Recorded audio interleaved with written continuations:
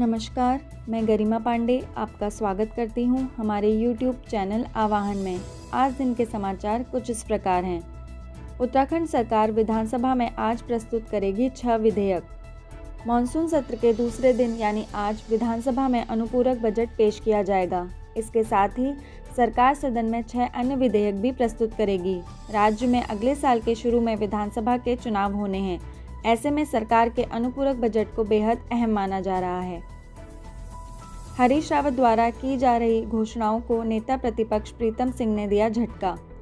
उत्तराखंड में विधानसभा चुनाव 2022 के लिए एक के बाद एक घोषणाएं कर रहे पूर्व सीएम और चुनाव अभियान समिति के अध्यक्ष हरीश रावत को नेता प्रतिपक्ष प्रीतम सिंह ने दो टूक कहा कि चुनावी घोषणा वे ही मान्य होंगी जो पार्टी के अधिकृत घोषणा पत्र में होंगी।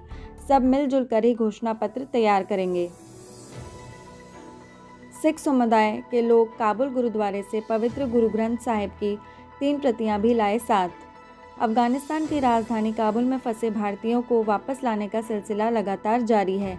वहीं सिख समुदाय के कुछ लोग काबुल गुरुद्वारे से अपने साथ पवित्र गुरु ग्रंथ साहिब की 3 प्रतियां भी लाए, जिसे केंद्रीय मंत्री हरदीप सिंह पुरी, विदेश राज्य मंत्री वी मुरलीधरन और भाजपा नेता आरपी सिंह ने रिसीव किया। सरकार ने सदन में विपक्ष के हर हमले का जवाब देने के लिए अधिकारियों को किया अलर्ट। उत्तराखंड विधानसभा के मानसून सत्र में विपक्ष के तेवरों को देखते हुए सरकार अतिरिक्त सतर्कता बरत रही है। मुख्य सचिव डॉक्टर एस संधू ने बाकायदा 27 सबसे ज़्यादा संवेदनशील मुद्दों की लिस्ट बनाते हुए अधिकारियों को जारी की है। अधिकारियों को निर्देश दिए गए हैं कि वो हर मुद्दों के संबंध में ठोस जवाब तैयार कर लें। उत्तराखंड में आयुर्वेद सर्जन और सर्जरियों का बनाया जाएगा डेटा बैंक। अब उत्तराखंड आयुर्वेद विवि की ओर से आज़ादी से अब तक के आयुर्वेद सर्जन और सर्जरियों का इंसाइक्लोपीडिया यानी डेटा बैंक बनाया जाएगा। इस डेटा बैंक में आयुर्वेद डॉक्टरों और संस्थान का नाम, उनके कामों के फोटो भी होंगे। वहीं आयुर्वेद के पीजी डॉक्टरों को 58 तरह के ऑपरेशन करने का अधिकार मिलने के बाद से आयुर्वेद सर्जन काफ़ी उत्साहित हैं। उत्तराखंड में लाखों असंगठित कामगारों का पंजीकरण होने जा रहा शुरू। राज्य के सभी कॉमन सर्विस सेंटर के जरिए निःशुल्क पंजीकरण होगा। इससे जहां सरकार के पास असंगठित कामगारों का सटीक डेटा रहेगा, साथ ही सरकारी योजनाओं का सीधा फायदा इन्हें मिल सकेगा। राज्य में श्रम विभाग ने इसके लिए तैयारी पूरी कर ली है। उत्तराखंड में 1ली से 5वीं तक के स्कूल खुल सकते हैं जल्द। उत्तराखंड में अगर शिक्षा मंत्री अरविंद पांडे निजी स्कूल संचालकों के विचारों से सहमत हो गए तो उत्तराखंड में 1ली से 5वीं तक के स्कूल जल्द खुल सकते हैं। आज इस पर निजी स्कूल संचालकों की शिक्षा मंत्री संग अहम बैठक होनी है। हालांकि यूपी में 5वीं तक के स्कूल खोल दिए गए हैं। हाईकोर्ट नैनीताल ने टेक होम राशन की आपूर्ति के लिए जारी टेंडर प्रक्रिया पर लगाई रोक। हाईकोर्ट नैनीताल ने प्रदेश के आंगनबाड़ी केंद्रों के लिए टेक होम राशन की आपूर्ति के लिए जारी टेंडर प्रक्रिया पर रोक लगा दी है। मामले में राज्य सरकार से 3 सप्ताह में जवाब दाखिल करने को कहा गया है। वहीं सुनवाई के लिए 3 सप्ताह के बाद की तिथि नियत की गई है। उत्तराखंड मुक्त विश्वविद्यालय में बिना पद और आदेश के 56 लोगों की गई नियुक्ति।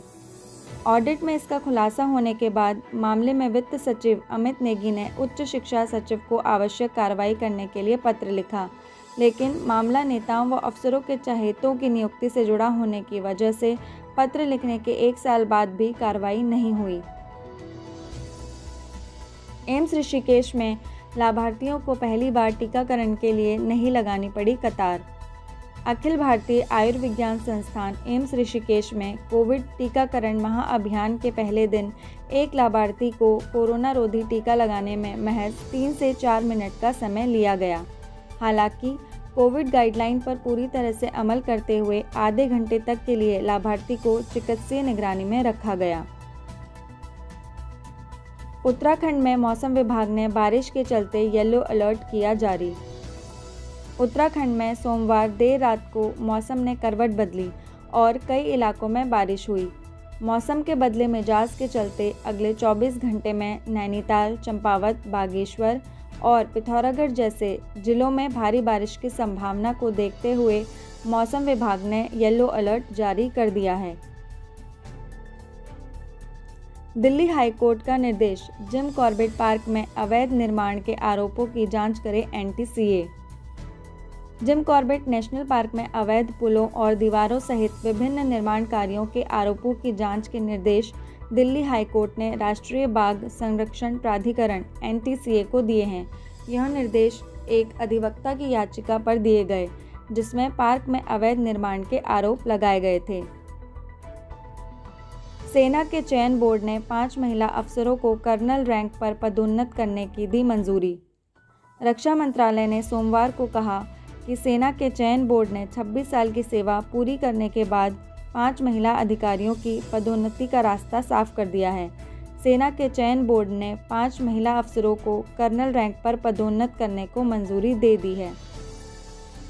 देश में 24 घंटों में कोरोना के 25,000 से ज़्यादा नए मामले आए सामने। देश में कोरोना वायरस के मामलों में एक दिन में मामूली बढ़ोतरी दर्ज की गई है। बीते 24 घंटे में 400 नए पॉजिटिव मरीजों के साथ 25,467 नए केस सामने आए हैं, जबकि 354 लोगों की मौत हुई। वहीं संक्रमण से मरने वालों की संख्या में भी कमी आ रही है। धन्यवाद।